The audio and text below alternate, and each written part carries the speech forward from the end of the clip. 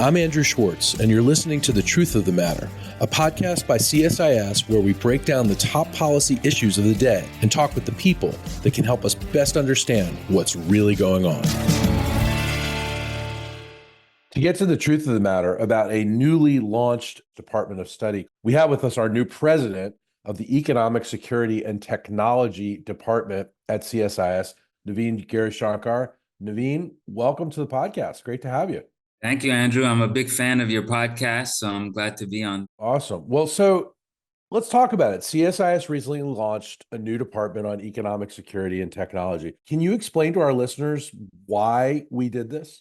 The notion that economic security is national security is almost axiomatic. The way we think about this is that it is imperative that the US and its allies maintain and grow their technology advantage in strategic and critical and emerging technologies to do three things: drive long-term productivity, growth, and prosperity, ensure the security of our economies and our democracies from malign actors, and ensure that we're able to tackle global challenges like climate change and pandemics. These are the reasons why it's important to have technology advantage, to continue to innovate, to commercialize and commodify technologies in a way that can be used for these purposes. This is an overarching goal for the US and its allies. When you think about what CSIS has done for many years, it's been at the forefront of national security policy. We can't do that unless we evolve with seismic shifts in global markets, in technology leadership, and in what will drive national security over the next generation. And that's why we've created a department that's focused on how to win this tech competition and commercial competition with competitors. So what we've done, Andrew, is we've brought together 11 research programs that broadly have competencies around economic policy, so trade, investment policy, subsidies, commercial diplomacy, those sorts of things. Competencies around technology, deep technology expertise, clean tech, climate tech, quantum, cyber security, and more. And competencies around what other major economies are doing. So what's China doing? What's our understanding of the Indian economy? What's our understanding of the EU? And so when you take these competencies around economic policy, deep tech expertise, and the role of other major economies in the world, it gives us the breadth and depth to answer that question of how to achieve technology advantage for the US and its allies. And so what we're going to do is we're bringing together this world-class team with new analytics, new data, new products and approaches to answering these questions. And hopefully my aspiration is a new set of partnerships, thought partnerships, which I hope we can talk about with the private sector and the investment community. And so I'm really excited to be part of this journey at CSIS. This is fascinating stuff, but I want to get into you a little bit for a second. So, you've had a really long career doing very different things. Tell me how you connect the dots across all the things you've done, whether it's work at Bridgewater Associates, the World Bank, or in the United States government, your recent position at Commerce. Share with us some lessons that you've learned and how it's relevant for our CSIS Economic Security and Technology Department and how you'll shape that vision for the department. Well, thank you. I mean, I've had the good fortune of being able to work in three really great institutions. Each one of them are quite unique and do different things. There is a bright line that connects them, at least in terms of my own thinking and my own experience. The three things that I take away that I'd like to bring to CSIS is the notion that you really can't diagnose problems from just one perspective. You need multiple perspectives. You have to triangulate. You can't just be a technologist. You can't just be an economist. You can't just be a national security expert. You need everyone's perspective in the room to be able to get at that problem. I really started learning that at the bank, World Bank. Bridgewater was excellent at that, certainly in US government, especially working in the interagency. That's the heart of the challenge, especially with complex problems. The other thing that I think is important is that feedback is the saving grace to keep yourself accountable and keep ourselves honest.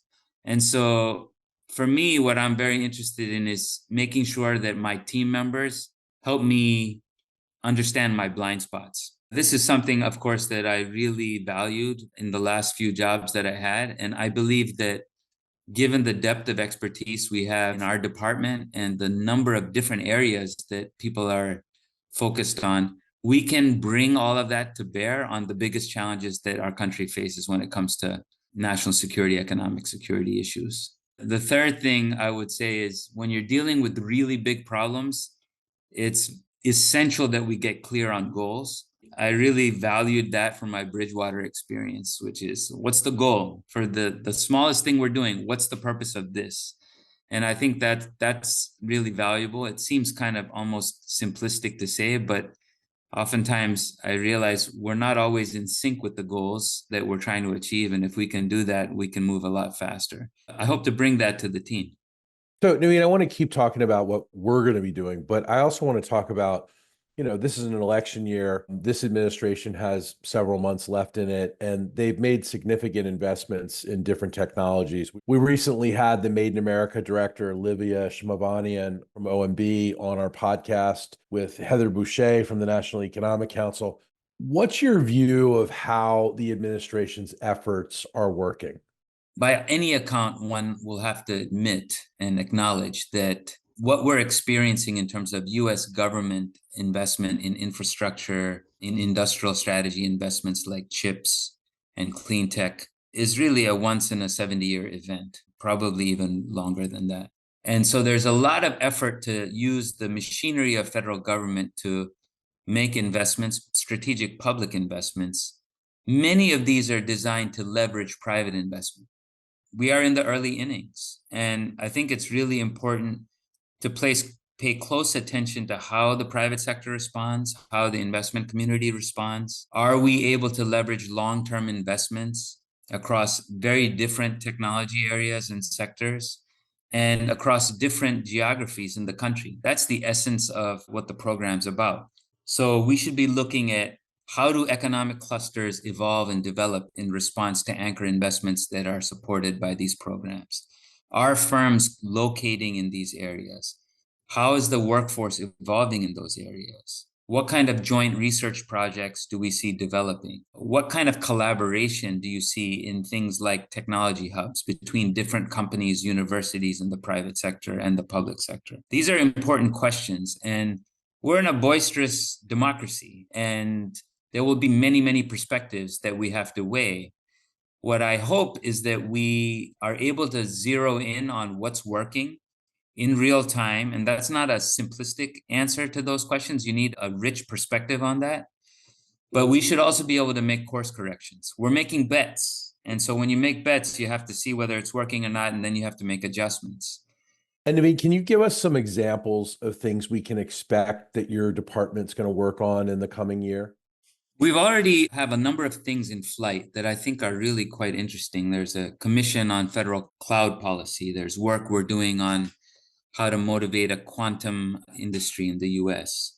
We have work on the important role of energy in the AI revolution.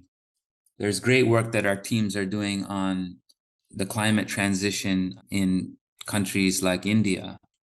And of course, we're monitoring what is happening in China and how investors are assessing what's happening in China. You can expect all of these. This is really building on just the great depth and breadth we have in our department. But what we're going to try and do over the next year is do some new things. What we're really interested in, I'll tell you, is developing signature products that take the best of what our team can bring to the table and make them available to policymakers in a way that illuminates the big questions. So, for example, how does US industrial strategy, Chinese industrial strategy, what the Europeans are doing stack up against each other? If we look at our innovation systems across these different blocks of countries, how well are we doing in terms of incentives and our ability to drive technological innovation within economic security guardrails, within guardrails that prevent IP theft, within guardrails that prevent leakage of dual use technologies? We're going to answer those questions through something along the lines of a net technology innovation assessment. And importantly, we feel that CSIS has a role to play in creating a space for private sector and investment community and government to ideate on ideas for the next generation of technology policy. And so we have a global council of chief economists from across industry. We would like that to grow by bringing that into the department in a more significant way so that we can ideate on ideas around tech policy in quantum, in cyber, in bioeconomy and synthetic biology.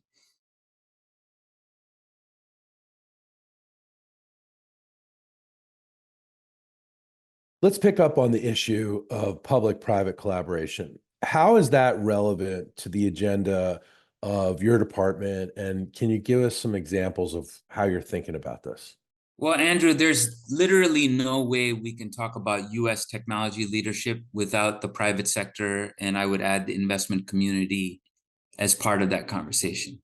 What I'd like to do is see how the best minds in the private sector can be brought on board as thought partners. What I've done is launch a Tech Fellows program. So we've brought someone with expertise on chips who has deep practitioner experience from private industry to work with our policy analysts. I'd like to do more of that with other technologies. Similarly, I'd like to bring folks who understand global markets, financial markets, to come in and work with us as part of our analytics and have conversations with the government folks around that as well. Let me add one other thing. We're in a world where increasingly government and private sector are sharing risks to generate returns, both obviously private returns, but importantly, social returns, returns that spill over onto important national goals. The Tech Hubs program is an example of that. The CHIPS program is an example of that. What the government is doing around clean technologies is an example of that. Now, there are many ways to do that, but what I would say is rich fodder for US economic policy going forward is how do we structure public and private risk sharing? What kind of fund structures do we put in place? Are there different ways of doing that?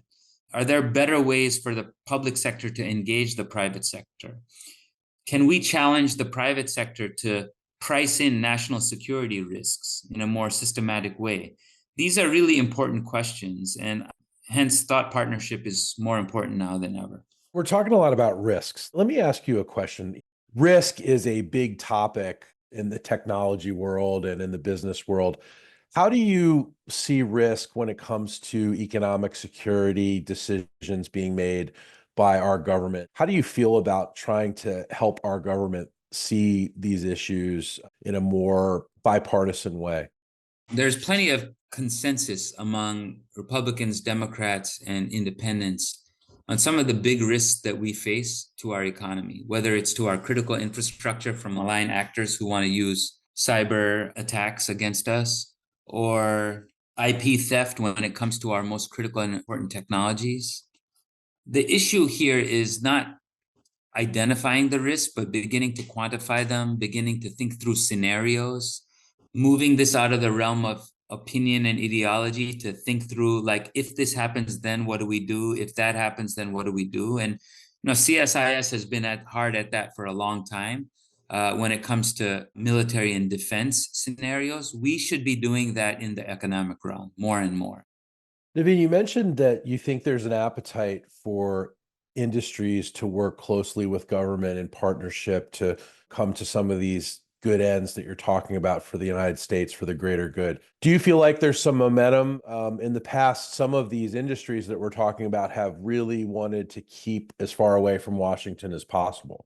For sure. I think that there will always be issues and challenges that emerge. I think for me, the accent that I would place on this is if I look at critical and emerging technologies, increasingly it is very difficult for us to ensure our leadership going forward without government and business talking together. And I hear this from a number of folks in the technology sectors. Dario Hill, who is the chair of the National Science Board, was recently here and spoke to our CEO, Dr. Hamry, along with Dr. Panchanathan from the National Science Foundation. And we should say Dario is a CSIS trustee as well. Yes, and he had a really profound set of insights about chips, quantum, and AI, and how we need government and business to work together to really make breakthroughs. And he happens to also be a senior leader at IBM. And so he is emblematic of that perspective of people who are at the forefront, at the coal face of technological innovation, saying these are the areas where government can work. So my perspective, having seen this in the CHIPS program, having seen this in other parts of government, is that in government, we need people who have a better understanding of how deals are made in the private sector, how the private sector makes ROI decisions. Like that kind of understanding is something that government needs. Similarly, the private sector needs a much better understanding of what are real national security threats and what are no-go areas and what are areas where they can fashion solutions that allow us to get the best of working with other partners while at the same time being conscious of risk to our country. We're in a period of significant ferment around US economic policy. And so this is the opportunity. I like to think of it as wet clay. And so we're at that wet clay moment around a number of different technologies. So what does that look like? We need people who know finance. We need people who know technology. We need people who know how the federal government works. We need state and local. We need universities, researchers, and we need people who know how to work with our partners around the world, particularly our allies. And so a lot of this is happening. Can we sharpen the blade a little bit here so that we are focused on the most important questions and we begin to incubate actual solutions that these people can transact on? Navin, well, thank you very much. This has been really interesting, and I'm looking forward to talking about all these issues with you often over the next coming weeks and months. So can't wait to have you back. Thanks again for all the time today. Appreciate you, Andrew. Thank you so much. If you enjoyed this podcast, check out our larger suite of CSIS podcasts. From Into Africa, The Asia Chessboard, China Power, AIDS 2020, The Trade Guys, Smart Women, Smart Power, and more. You can listen to them all on major streaming platforms like iTunes and Spotify. Visit csis.org/podcasts to see our full catalog.